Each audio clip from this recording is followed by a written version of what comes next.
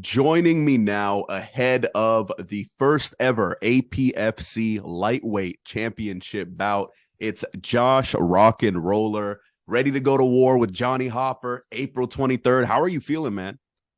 I feel real good, man. I'm blessed every day. Gotta be blessed to be doing what you love. Obviously, you're at work now, but the real work gets done in the cage in a month's time. Yeah, that's right. So the first thing I've got to ask, what went into you accepting this fight? Do you know anything of your opponent going in, or is it just kind of whoever it is, line them up and I'll knock them down?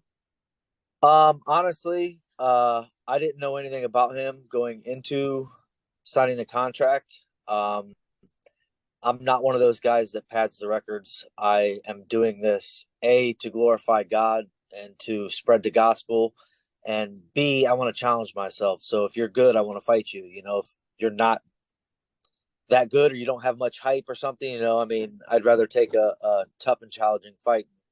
Seeing that he was 7-1 and knowing at least one of the guys that he fought was a tough guy, I said, "Yeah, man, let's make it happen." You say you want to glorify God in what you do. What made you walk down that path to say, hey, everything that I do is going to be for that? Well, I made a hard left turn in life um, right after about 19 years old. I lost my full ride to Penn State and just decided to take a wrong turn.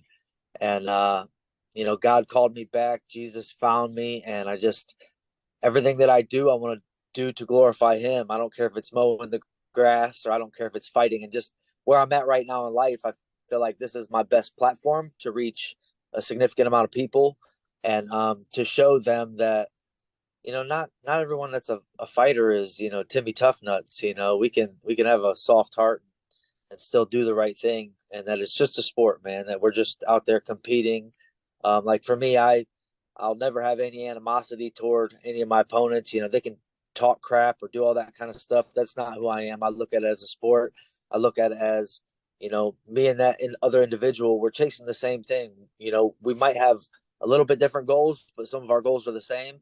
And there's no reason to hate on somebody that's striving for greatness. So I have nothing but respect for all my opponents, and I just want to go out there and do what I do, win or lose, for the glory of God.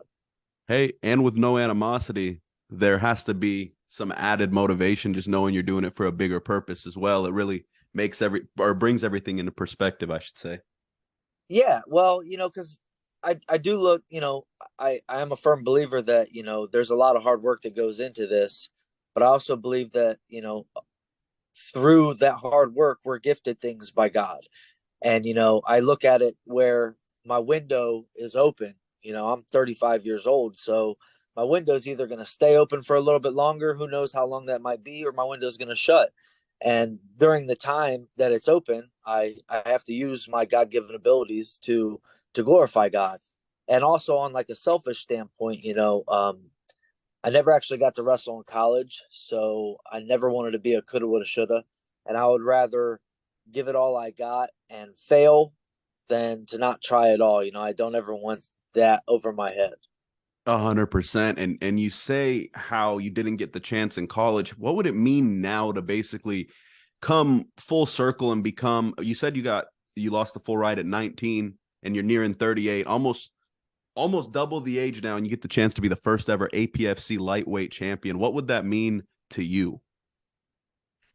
Um, I mean, to be honest, to me, I look at each fight the same. It's a fight. I don't look um in the future. I try not to worry about tomorrow, as the Bible says. We have enough worries for today. Um, so for me, I mean, regardless, I want to glorify God, and if that means we make history and something bigger or better in the fight game comes along, you know, be as it may. I don't. An old drunk guy back when I was younger told me some of the wisest advice I've ever heard. I'd love to We'd hear sit it myself. we'd sit around and he'd just be drinking and yelling at us young boys, and then he'd say, "Boys never get excited." And so for me, win, lose, no matter what, I'm very humble in anything that I do. And I try not to get excited about anything because, again, you never know when God's going to take it away.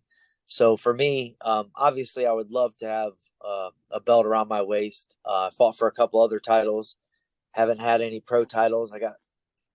I'll say this openly, I got pretty hosed in one guy's hometown, but it is what it is. There's nothing you can do about it. So I mean, it would feel really good.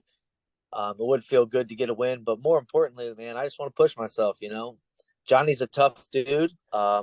With his wrestling, he seems like he's got some pretty heavy hands. So, I'm just looking forward to the challenge. I'm looking forward to getting in there, and if the fight goes 15 minutes, man, let's go.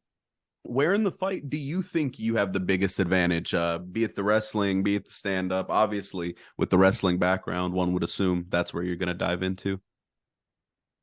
Well, I don't want to sound any type of way when I say this, but I truly believe I'm just more dynamic on my feet. I feel like I'm more dynamic.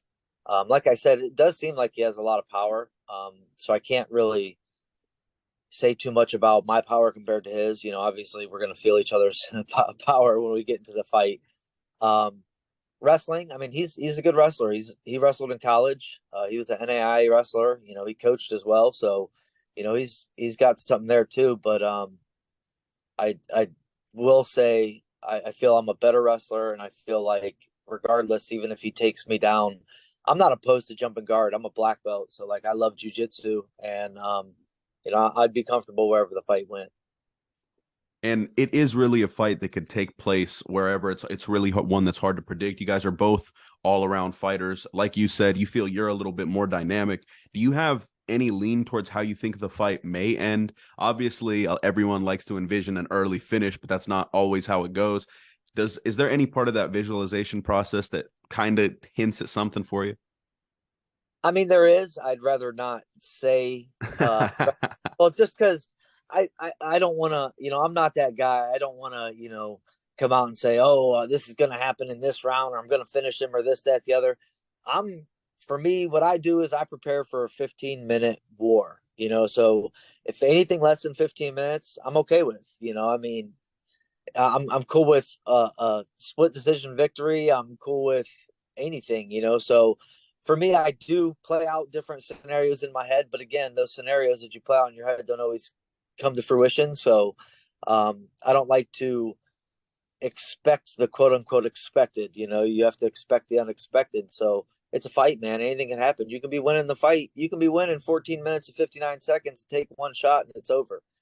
So all those predictions and I mean, I do see because he does like the pressure. So I do see certain areas that the fight will be, but as far as a finish or that kind of thing, I'm going to refuse to comment on that. And especially in a sport where there's no other sport where you can pitch a shutout the whole game and then lose in a split second.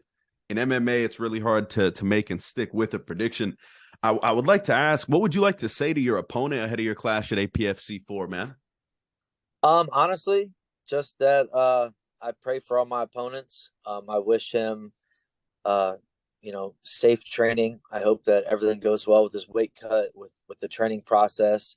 I hope we're both 100% healthy come fight night, and may the best man win. I honestly, like I said, man, I got all the most respect for anybody that steps in the cage, whether it be with me or whether it be anybody, amateurs, anything. So I wish him nothing but the best. I pray for my opponent so that we can because obviously one of us might get hurt in the fight, but I never want someone to be injured, and life is so much bigger than fighting. So obviously I want him to succeed in life, and that's the last thing I would want is something like big to happen as injury wise to where it might affect someone's life. So yeah, man, I pray for him, and looking forward to getting down with him. It's refreshing to hear your approach. A lot of times in media, everyone's coming in and it's so much aggression. It's refreshing to see someone who's just competitive in nature, trying to do something for something that's bigger than himself, and just doing what he loves. Josh, thank you so much for joining me, man. I know we're going to have quite a few chats in the future for sure. Hey, man, I appreciate you having me. Thanks for taking the time out of the day. Yes, sir. Everybody make sure you're tuned into APFC 4. Night of Champions goes down April 23rd. Josh Rock and Roller looking to become the first APFC lightweight champion. You can tune in exclusively on UFC Fight Pass.